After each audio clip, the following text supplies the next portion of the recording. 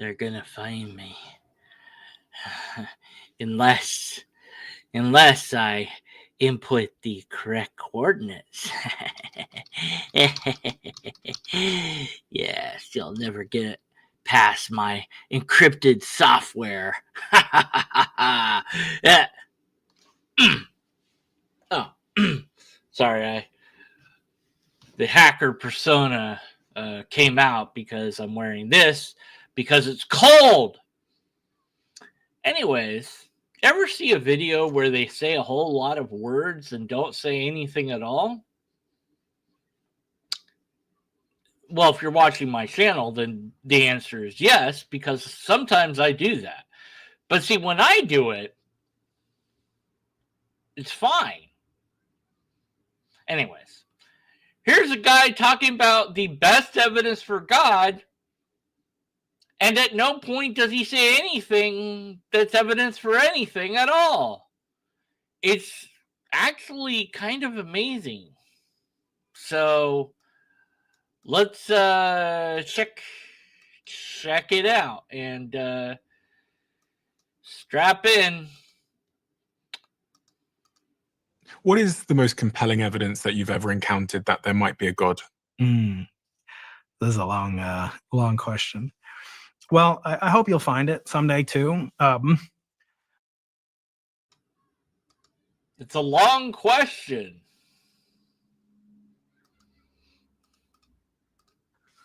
At least in my religion, in Judaism, God is the creator and he's the organizer. He creates light and darkness. He creates day and night. He creates heaven and earth. He creates beasts and earth and fishes and so forth. And then he creates man. Okay, so what's the most compelling evidence for God?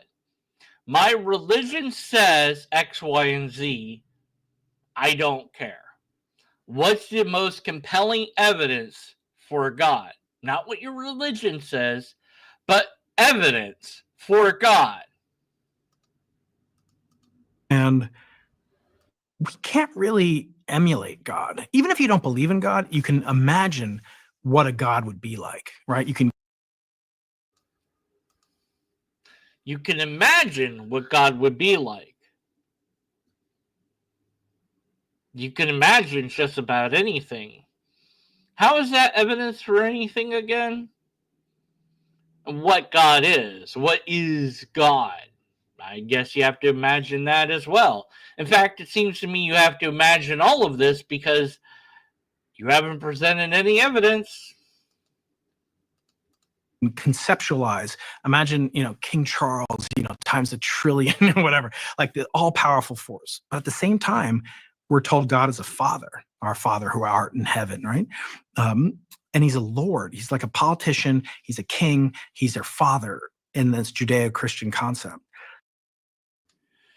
Those are all just assertions made by your religion and are not compelling proof for God at all. It's just what your religion says.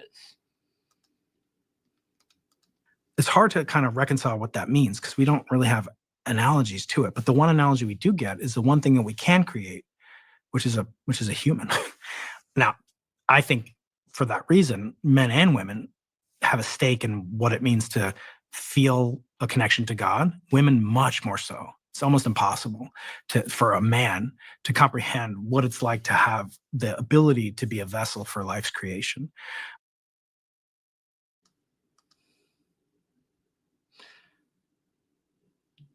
And this is evidence for God, somehow. Men can't comprehend what it's like to be pregnant. I don't know that that's true. I mean, I can imagine it. Remember you said we can imagine things, so I could imagine it. Now, I can't experience it without extraordinary body modification. Now, there are ways to simulate the experience of giving birth, but we just can't experience it, not easily, and that's evidence of God somehow. I think that's part of the evidence for it. I also think that there's some clues, but again, it's not proof. You cannot prove God exists. You cannot prove God doesn't exist. You have to be Okay, so there's your answer. What's the most compelling evidence for God? There isn't any at all. There is no, not even that there's compelling evidence, but there's no evidence because you can't prove it. You can't demonstrate it. So then there isn't any evidence. So the answer to the question should have been, when the guy says, well, what's the most compelling evidence for God? To be like, there isn't any. There isn't any evidence at all. There's not compelling evidence. There's not bad evidence. There's no evidence at all. I don't like to categorize evidence in tiers anyways, but whatever. Because there's no way to prove it. There you go. But the interesting thing is that there's no way to disprove it. Well, that's a problem if your hypothesis doesn't have a way to falsify it. That's a problem in the idea. There's some flaw in the idea because your idea should contain something that if this condition fails, then this idea isn't true. So I guess as a personal example, I was, playing around with the AI stuff and trying to convince it that I could build a time machine, and it was just telling me that nothing I was coming up with was gonna ever do it. And I'm like, no, but what if I did this and this? It's like, no, you need like a black hole or like exotic matter that isn't even a thing yet. And I'm like, yeah, but what if, so I'm not sure that that's a good example or anything relevant. So I'm going to go back in time and pretend I didn't go off on that tangent. Anyways, but it's not evidence of anything other than limitation of knowledge that we humans have about any given subject. What was I talking about? What's going on? What video am I watching? Comfortable with that ambiguity, and very few people are. If we came from... All right. You can't not prove God. Right. So my idea, I can make time travel, is not true given a whole bunch of conditions. Basically, I need a black hole or exotic matter. And because I don't have that, I can't do it. I can't even get close to doing it. So no matter what I want to be true, my idea fails because this condition fails. And so God not being unprovable or being something you can't disprove actually is an argument that it's not even a thing at all. Anyways, okay. I got back to where I was going with that whole thing. Just took me a while. A single cell organism, as some people say, then giving birth seems to be quite a new concept. Because, if you think about some of the evolutionary stories of, the single cell organism that then divided, and then, Darwinism's theory that it was the environment that defined how we give birth, and different animals give birth or replicate in different ways. So if you go back far enough, it seems that like giving birth as we know it, which is this like process where the baby comes out and they cut the cord, is actually quite recent in the history of consciousness, but also just like living organisms.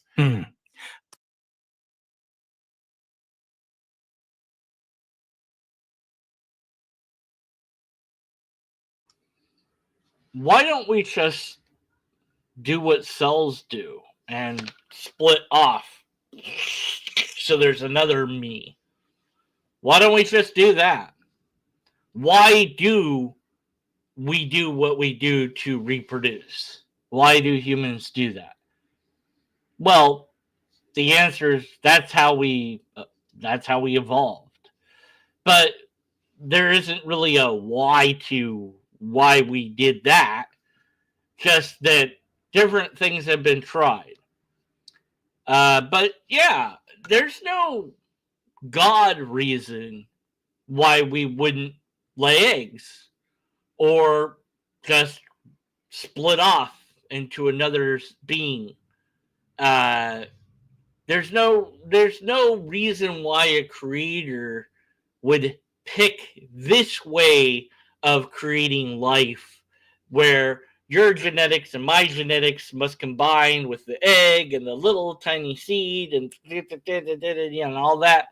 There's no reason that it has to be that convoluted, unless you are nature and you have no mind, you have no will, you have no goal, and the driving force is simply to continual existence. So why have a million sperm die? Because God likes dead sperm, I guess. Why have the egg come down even when there's nothing that's going to receive it, and then has to die out and get flushed out with blood? And why not water? Why do it that why do it that way with blood? Why have it be this, tiny canal that it has to pass through? Why can't there just be a trap door that opens up? Why is it this way rather than some other way? And then there's no good answer for that at all, because God is completely made up. Does that make it more or less miraculous? Or It's so amazing, but it doesn't feel like it gives me, I don't know, there's something in my mind that thinks if a single cell organism, I don't know, a gazillion years ago split because of some mutation which caused this cells are still splitting. This still gazillion years ago. more single cell organisms to split. I mean, I guess it's still creation, isn't it? and then you could ask the question, what if there was? I guess it's still creation, isn't it? What are you talking about? What do you mean? The cells are splitting, making more cells. That's creation of cells? Yeah. Like, that's...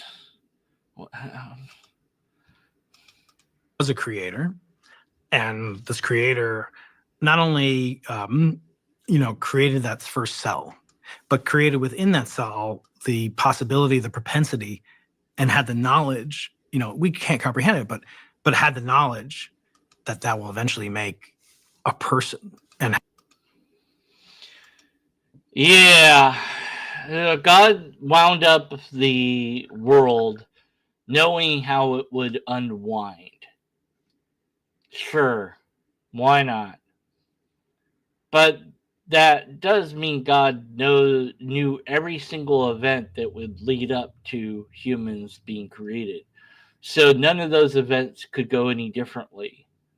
So all the creatures that lived and died before humans arrived did so because God willed that to be.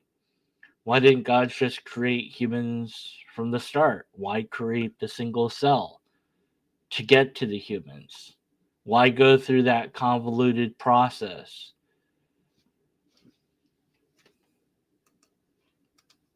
have consciousness and be able to conceptualize God. Now, I'm not saying that's evidence for it, but just you can see which would be a greater miracle, that like God encrypted in the DNA code that eventually there'll be a Stephen Bartlett or Brian Keating, or that those are natural processes that are the inevitable conclusion of creation of life and evolution, as you say in Darwinian theory, for which we have abundant evidence, right? Which would be the greater miracle? One of those isn't a miracle, because a miracle isn't a thing. The evidence that you have for evolution is overwhelming, as you admit, thankfully. So why would you ever believe that it's anything other than that or on top of that? Where's your evidence for God? I don't know which is more miraculous, and that's why, But miracles. humans are pretty new, aren't they? So Oh yeah, how mammals like egg. how old is the conscious human? The conscious, I mean, the first like Homo sapiens that are of our species, probably 200,000 years old, maybe. So it's only been for 200,000 years that we've been able to think about the possibility of God, which is almost in a weird way. It almost, you could say God has only existed for 200,000 years. Yeah, that sounds about right to me. Whenever, and of course it does, there's not a moment when humans became conscious. It's more of a gradient thing that you couldn't really pinpoint exactly. But yeah, the earliest hominid, whatever we want to call ourselves, probably came up with something to explain what they observed, like death. Um, that person, they can't really be gone. So there has to be a reason. Cave drawings. Why were those done? And there's some ideas about this, that maybe they believed that they were capturing the animals by casting a magical spell of sorts on the animal. By drawing the animal, they would gain control over that animal. Or maybe they just like drawing. I don't know. In any case, whatever the reason is, the invention of God might go back to when we first were aware that we are aware.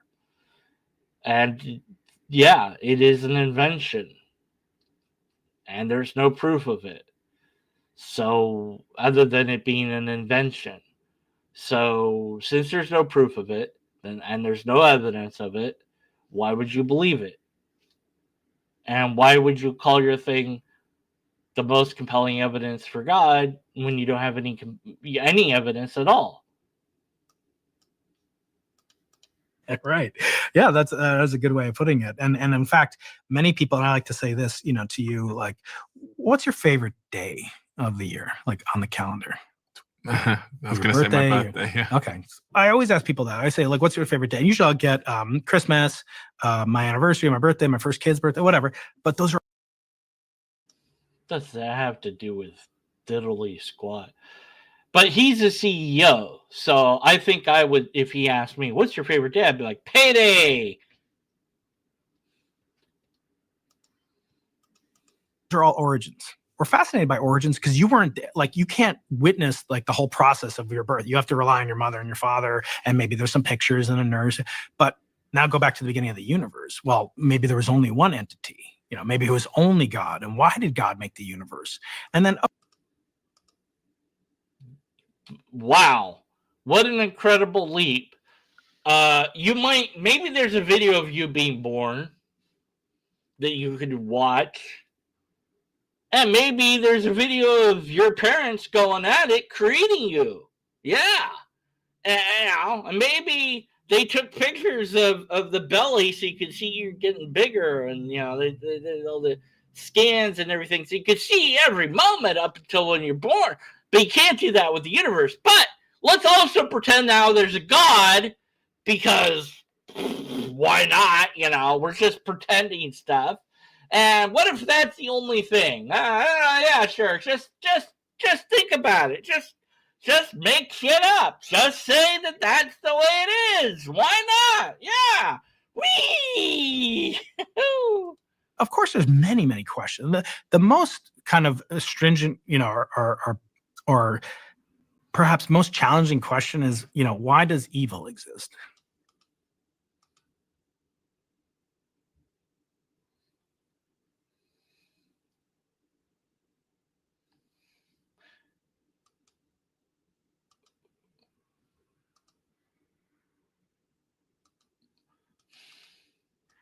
Why would a good God create suffering, childhood leukemia? Like, it doesn't make any sense. Yeah, it doesn't. Therefore, it doesn't follow logically that a good being would create something really, really bad. Now, there's multiple theistic answers to the problem of evil.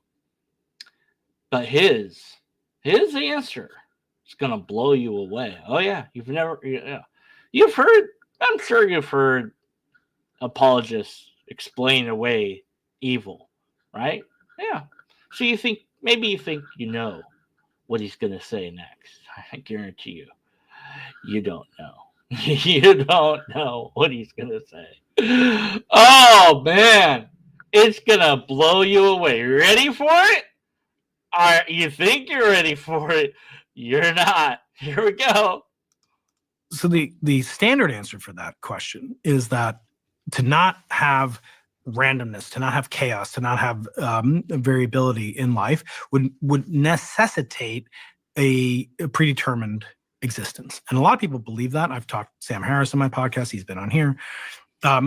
He believes strict determinism. Every single thing, what's happening to us right now, the words that are coming out of my mouth, your ear twitching or whatever it's doing, that's all determined. There's no control. There's free will is a complete and utter illusion. And because of that, then there doesn't have to be an explanation of why there's, leukemia in children or whatever. And yes, that is an unanswered question. And I think, but I don't think it's a sufficient question not to do so. So the standard answer is not to answer the question at all and to say, well, everything's deterministic unless there's chaos. But even if there's chaos, it could still be deterministic. So that didn't really... So God allows evil so that we can have free will. That would have been an answer. That would have been, I don't know if it's the standard answer, but it would have been an answer. But he screwed that up, like a lot. But that's not his answer. Not yet. Remember, he said that's the standard way to answer it. Which means he has a different answer in mind. But first, he has to go back to the question. Stuff. People would ask, why does a child get leukemia? But they won't ask, why do humans experience the highest pleasures, the highest sensations, both physically, viscerally, but also emotionally and spiritually? Okay, so his actual answer, the answer to the question of why is there evil is to say, why don't you ask a different question? You should ask why humans experience great joy and love and pleasure and orgasms. And so the answer to the question is no, ask a different question. This is the best CEO ever. I want to work for this guy. I'd be like, he'd be like, where's the report, Dan Green? And I'd be like, that's the wrong question. The question that you should be asking is, why do we have these feelings that we desire reports in the first place? I mean, if you think about it, the fact that you want something must mean that something actually is a thing. And so why do you feel that need for that thing? Maybe that thing already exists in you. So see, the report that you wanted me to do, that you told me I needed to do, actually is already in your head. And it's already been done. See, you're just not gonna ask the right question. You gotta ask the right questions there. And he'd be like, brilliant, Dan Green. I'm gonna give you another raise. It'd be the best job ever. He'd be like, one day he'd be like, Dan, what the bleep is your job? And I'm like, that's the wrong question to ask. Ask instead, Dan, why do I feel like there's even a concept of job in the first place? And wait, no, but I'm not done. No, wait. That we, unique among all the creations on earth, have this ability to appreciate our finite existence, to have love, to have, whatever these connections are. That's what makes life living. Now, that's what makes life living. Other creatures experience love and are aware of their existence. We're not that special. Well, you can't answer why is that? Like, do we deserve that? So for me, Why is that? Why do we have experiences? You can't answer that.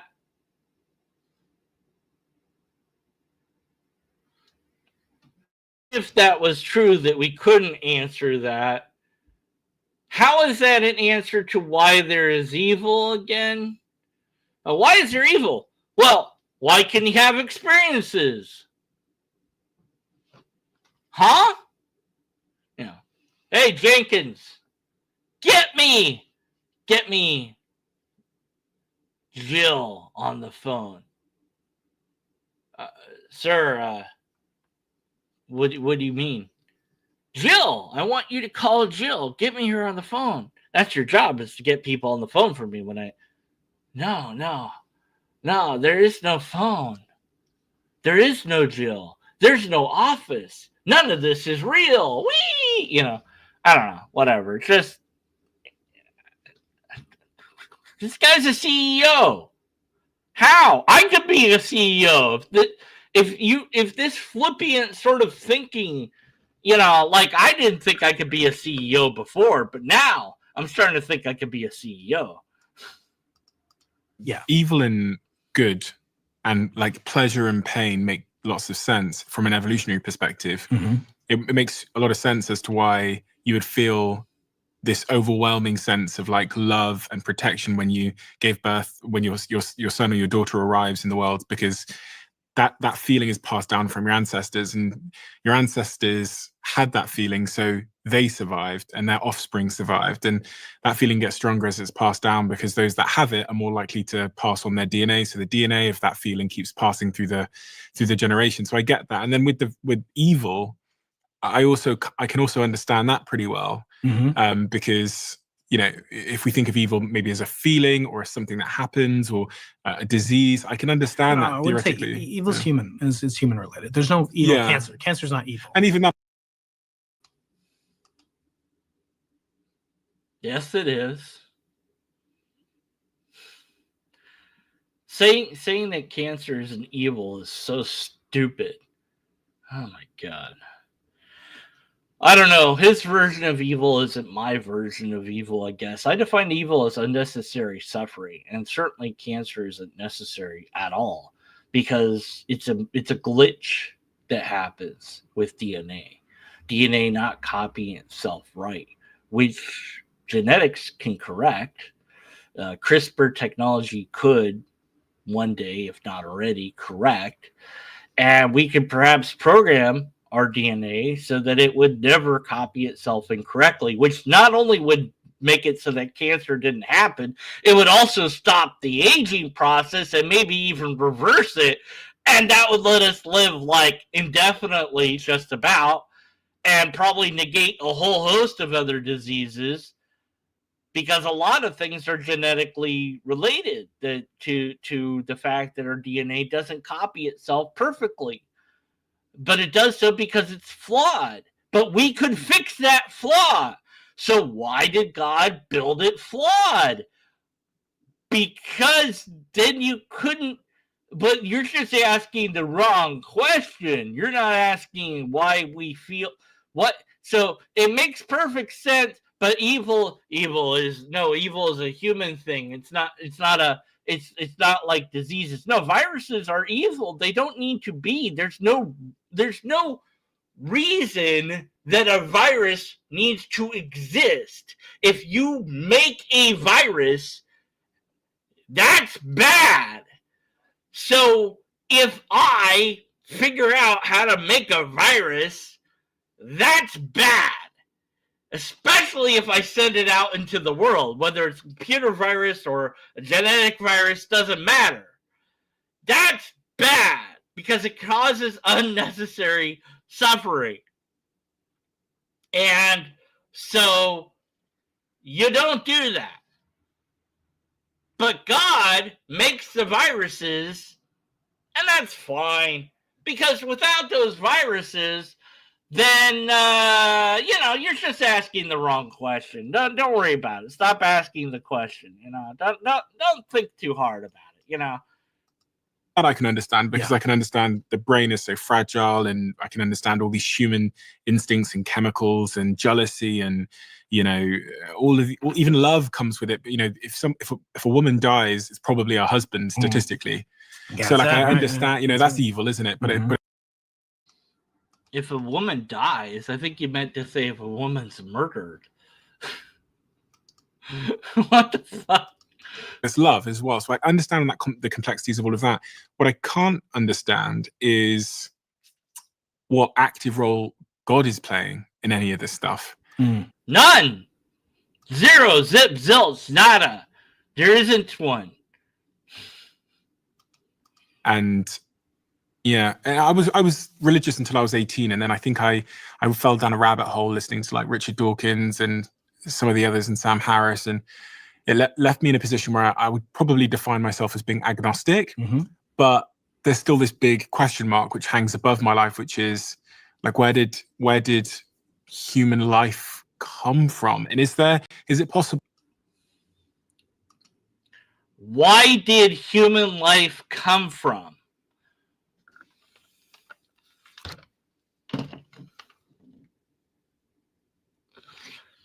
Why did human life come from? Why did human life come from? I want a shirt that says, why did human life come from? That's a bumper sticker. Why did human life come from? And I want to put that on a billboard with this guy's face on it. Why did human life come from? What? Why did human life come from? It's just a giant question mark I have above my head. Why did human life come from? Why? Why did human life come from? I don't know.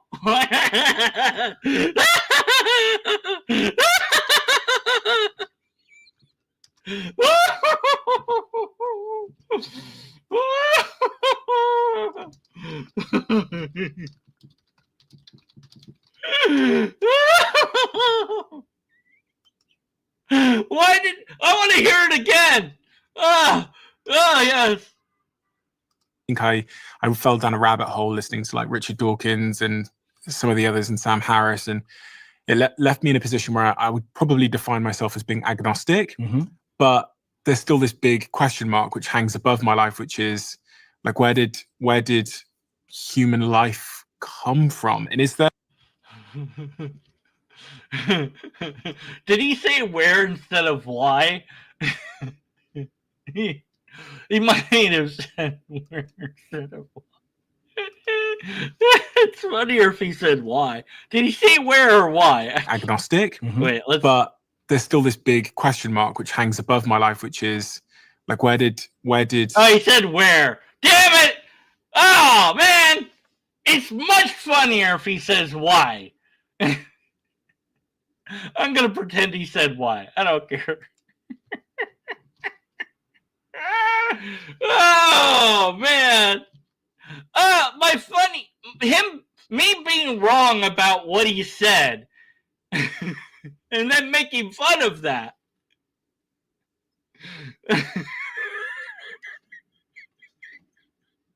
I don't know. It's way funnier. I don't know. Whatever. Where did human life come from? Oh, okay. That's answerable. I mean, we have an answer to that question.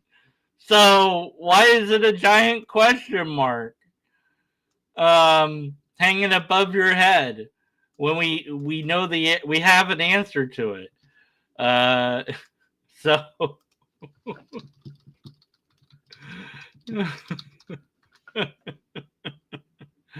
we first evolved in Africa. And let's see.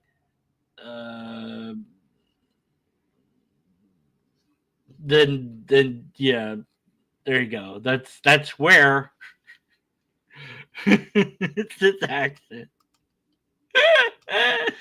Oh man, I don't care. It's so much funnier the way I want it to be. Oh man. Oh, okay.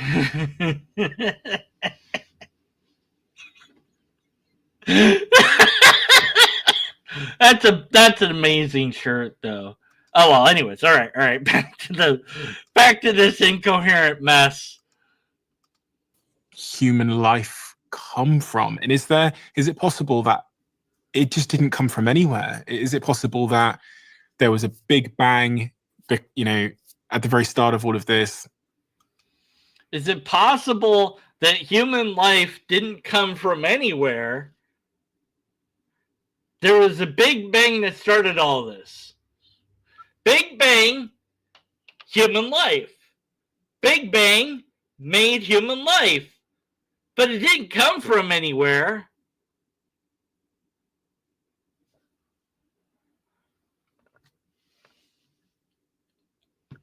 What the hell is wrong with you? It caused lots of reactions. One such reaction was fusing some chemicals, which fused in the right order over millions and millions of years, and it started to move in a way that, like, plants can't move. And I don't know. It just seems to me like this guy that's talking, the interviewer person, needs to learn science.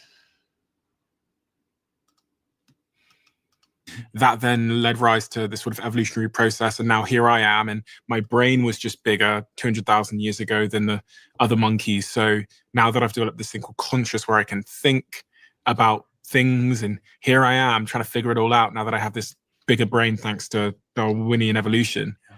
Is that the game? And you know, when people hear me say that, they probably think, oh, you know, the natural reaction to that is because it threatens your sense of like purpose and belonging, and it threatens justice. Your natural reaction to that is, no, I hope it's not. And so let me think of ways that can't possibly be true. But I'm not tempted by that. I'm tempted by figuring out what's true, irrespective of how warm and fuzzy it is. Mm-hmm. Then why don't you seem to understand any of it? Like, you don't seem to understand cosmology or evolution a lot.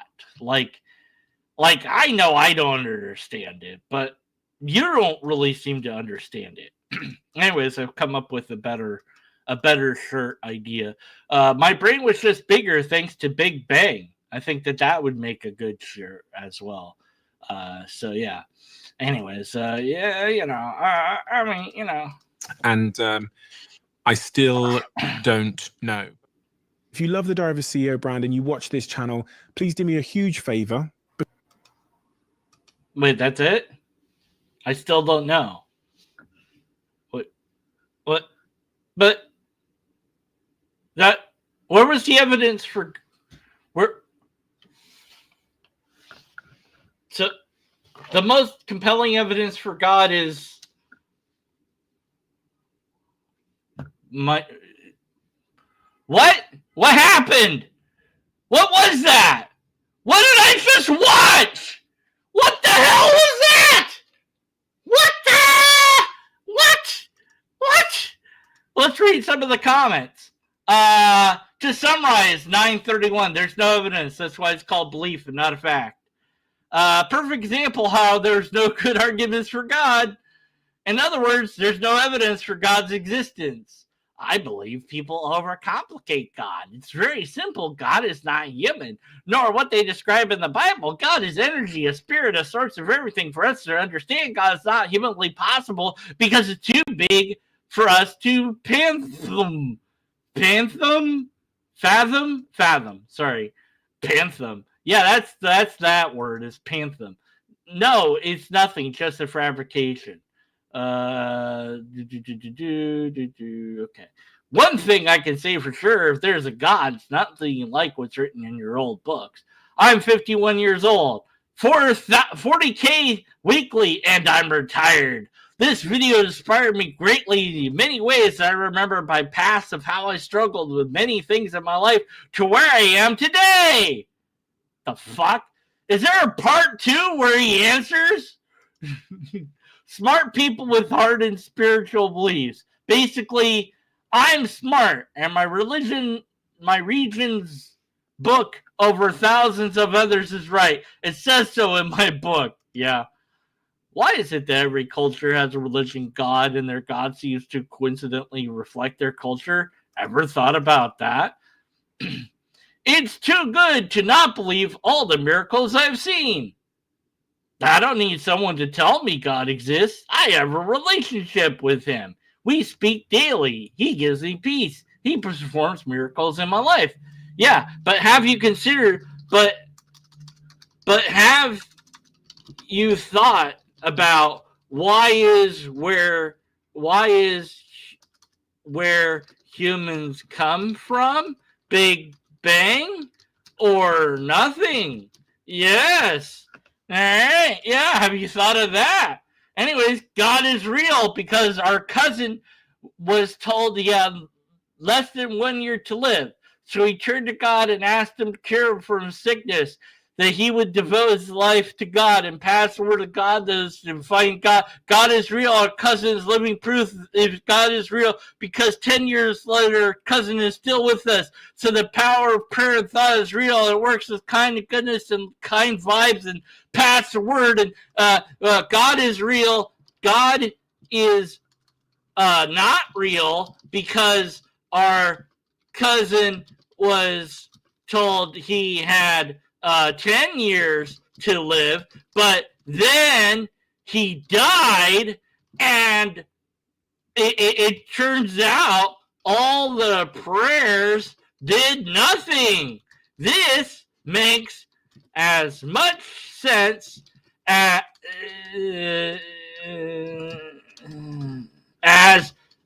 big brain explode. Why in Africa? Yeah, I'm not even going to spell that right. Anyways, I'm not even going to spell that right anyway. So I'm typing what? I hit enter. Oh, never mind. That's the. Nom. You're not even reading this anyway, so whatever. Anyway, so anime girls are cute. Are guys. Yes. Are guys. Yes. Are yes. Are yes. Yes! Captain America! Nerdy rodent sends me. Everyone go to this video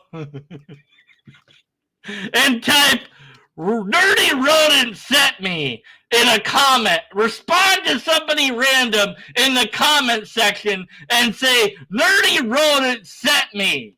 Let's fill their comments with responses. Nerdy rodent sent me. Why not?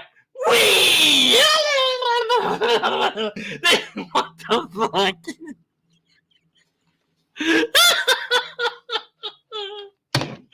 Oh man. Oh God, just what? I love the whole you can't understand God, but I'm gonna explain God. Like, if you couldn't understand God, then you couldn't explain what God is, because you couldn't even understand that God is that thing that you can't explain. So either you can explain God or you can't. You can't say, I can't explain God, and then proceed to explain God. That don't work. Anyways, there was no proof of anything. There was no evidence. There was no argument. There was nothing here except my religion says this, and the problem of evil. Well, why people don't just ask why there's good, like why is there good feelings? And then the guy that's interviewed is like, I don't know where humans came from. We came from Africa. Okay. Like you meant like what creature we came from, or some primate. I don't know. I don't know the hell the name of it is. You have to look it up.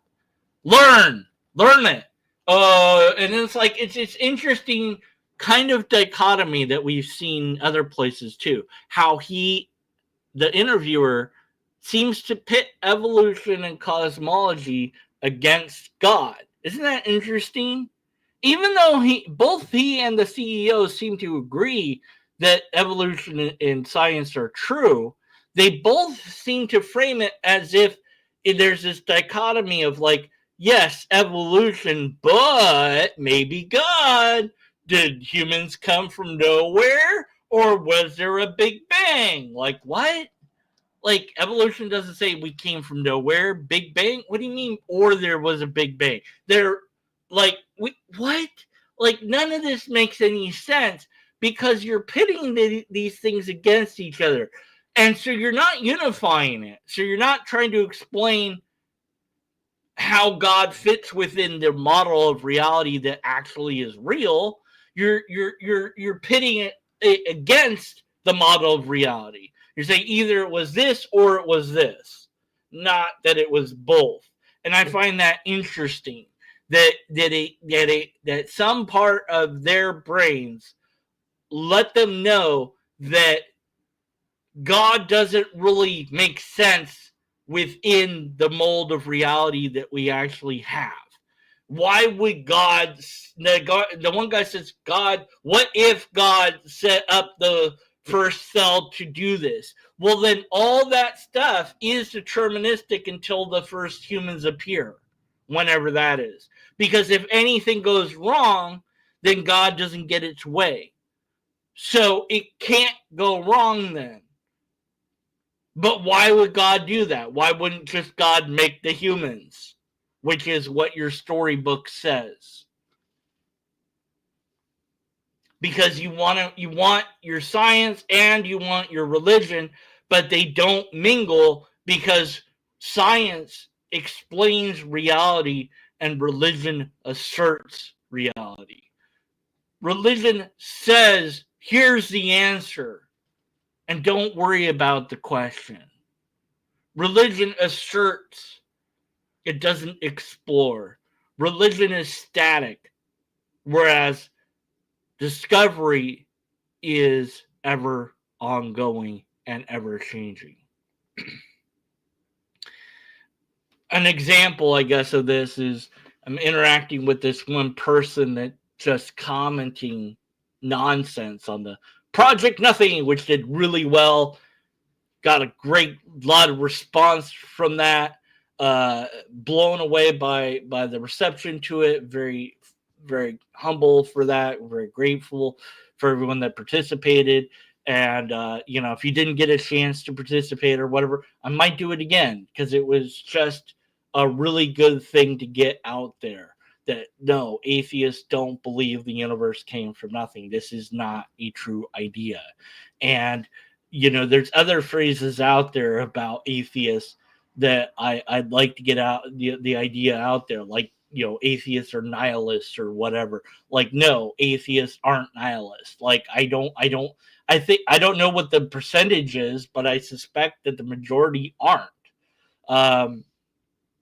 There's probably a couple, I'm sure, but I think that it's not the majority. But my sample size is going to be, of course, relatively small for such efforts that I make. But nonetheless, I'm at least making the effort. And what's funny about the apologists and theists is they never bother to seem to even try. At least make a poll on X or Facebook or something that people can click yes or no to. If you're an atheist, respond. Now, of course, you have a margin of error because you don't have a way to verify that people are atheists when they click an anonymous poll like that. But still, you would have at least some idea of what's going on, within a margin of error, of course.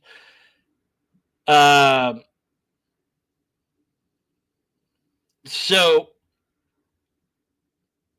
the evidence for God is null and void. If you can't prove God, then you don't have evidence for God. And the other guy, again, the interviewer guy seems to get it right. Like, God existed since humans knew that they were human, or knew that they were conscious. Yeah, we created God. And that idea has changed and evolved throughout time, and what God is and how God works and all these ideas that we have about God. Now, I think that that's fascinating because our ability to invent ideas is interesting. Now, what I find really interesting is that you can't really make a completely novel new idea in full. That every idea that you can come up with is going to be based on something else to some degree. And so if you found a new particle, a new element, let's say, then you could base something on that finding. But until you find, like, you can make up a new element, but then it's based on other elements that exist. So it's like you can't make up a new shape because it's all been thought of by someone somewhere. But maybe, of course, that's why we have patents and all this. But it's like all based on something else. It's everything is based on stuff that's already around that we can observe to some degree. And abstract ideas are kind of like that.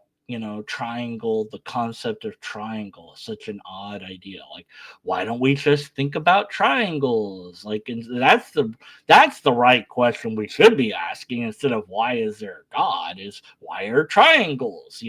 Like, you could get into that headspace of thinking about things and be like, whoa, it's so squares, man. What are squares? And it's just rectangle. Whoa, and you could like trip yourself up, like, without taking drugs or alcohol. You could go on this mental trip. And that's fun to do, but you gotta know that it's just entertainment, and that it's not real, that it's imagination. And imagination is a great thing as long as you label it as imagination. Wrote a song about imagination called The Key of Imagination. And in the song, I have the lyrics, you can do almost anything, because you can't do real things in the imaginary world. So, anyways, if you want to check out that song, it's on Deconverted Band, the second one. Yeah, the second album. Still working on the third album, I guess, technically. No idea if I'll ever make it or not, but hypothetically, it's an idea that I have. All right, that's it. That's all I got for you today. We watched a video that had nothing in it. Great, cool, wonderful. If you have ideas, things you want me to look at, I couldn't analyze any there was no argument to analyze, so that was cool. And until next time, I don't know, be skeptical, and after that, stay skeptical. And thanks for watching. Don't forget to go to his video and write "nerdy rodent" set you on somebody's response. There better be lots of nerdy rodent sent to you on the responses to that video. I expect to see that from all of you, and I'm going to check back later. And if you didn't do it, I'll be sad. I guess. Why won't they do stupid stuff? Why? Okay, anyways. Thanks for watching.